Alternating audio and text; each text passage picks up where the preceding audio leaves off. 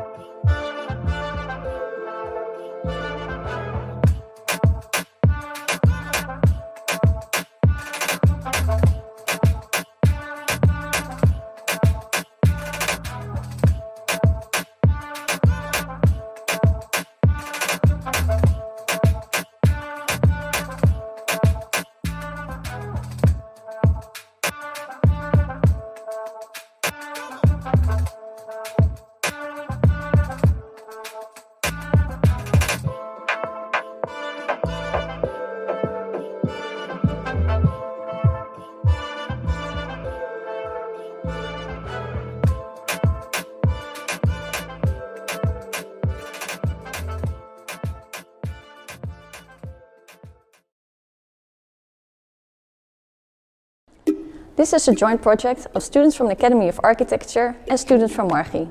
As Dutch students, it was our task to think about a new kind of cultural building for Russia, as we have a fresh look from another country. In Russia, there is a lack of social life in residential area. Leisure of residents takes place in shopping malls. So how do we get these people back in cultural palaces? My goal is to make things visible, because seeing creates interest. The 3 main themes that I will determine in the project are exposure, fluidity and transparency. The location is an industrial area in Ryotov, next to Moscow, and is easy accessible by train and metro from the center. My vision on the cultural center is to combine culture with the urban environment. On the streets there are a lot of possibilities for cultural events, like artists, sports and musicians. Why not bring them together and let the outdoor communicate with the indoors? By using a big gesture like a bright colored circle, it tells people there is an urban activity in that area. For example, outdoor sports, like basketball or a street artist. 4.2 is invert activity areas. Usually activities take place in spaces, but I inverted this idea, so the activities take place on the open floor plan of the building and only storage is placed in closed areas. In this way, when people move around in the building, you will see others make paintings, craft and dance.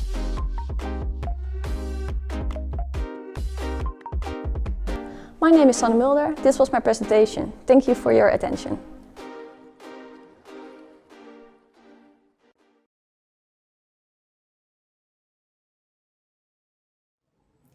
Hello, I'm Jesse. I'm a student of the Academy of Architecture in Amsterdam and I would like to show my vision for a cultural center in Ruhrhof. The special thing about Russian cultural centers is that they bring a different kind of arts and a whole variety of people together in one building. Unfortunately, there is more and more often one group of people missing in these cultural centers: young adults.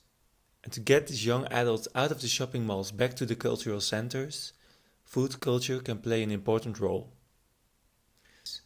This visualization shows how people meet each other in a more informal setting, enjoying food and be surrounded by culture and art. The interior shows a sequence of urban brick volumes and wooden furniture volumes to wander through. On the second and the third floor of the building, the studio spaces are situated. The volumes are used to divide spaces for formal or informal studio meetings. This section shows how the space in between the volumes can be used for culture and meeting. An open space not divided by walls but by volumes create interesting spaces and look-throughs. The wooden volumes give a sequence of big or more intimate spaces. The facade is a series of brick volumes, a concrete grid with glass and wooden infill. This active facade is also used as constructural element. The facade can be used actively as outside benches or on the inside to show art and the cultural events. This is my vision for a cultural center in Ruhrhof, a continuation of the existing everyone.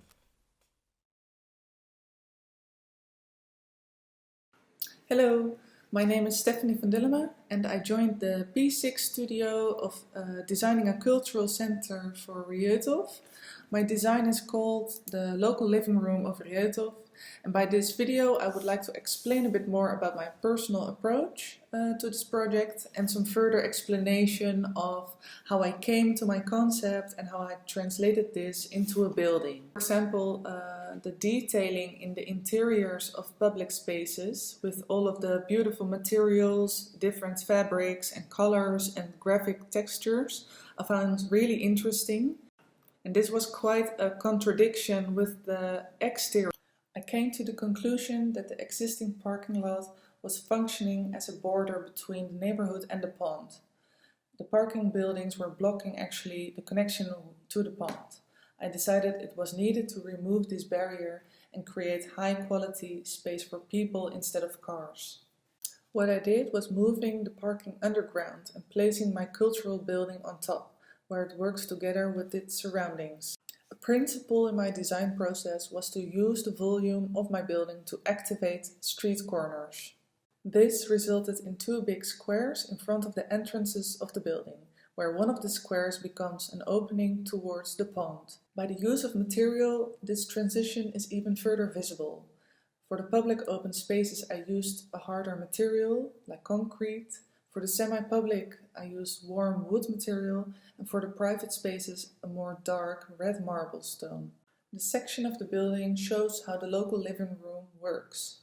The lower levels are considered as public space and totally open, with its large voids and long sidelines between levels. The semi-public space contains out of large stairs.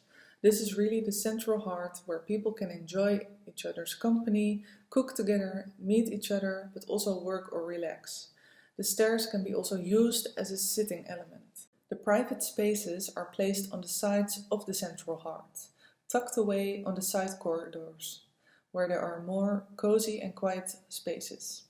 All the way up in the building is an open public space for the bigger events. So, a local living room for the city of Ruhrhof.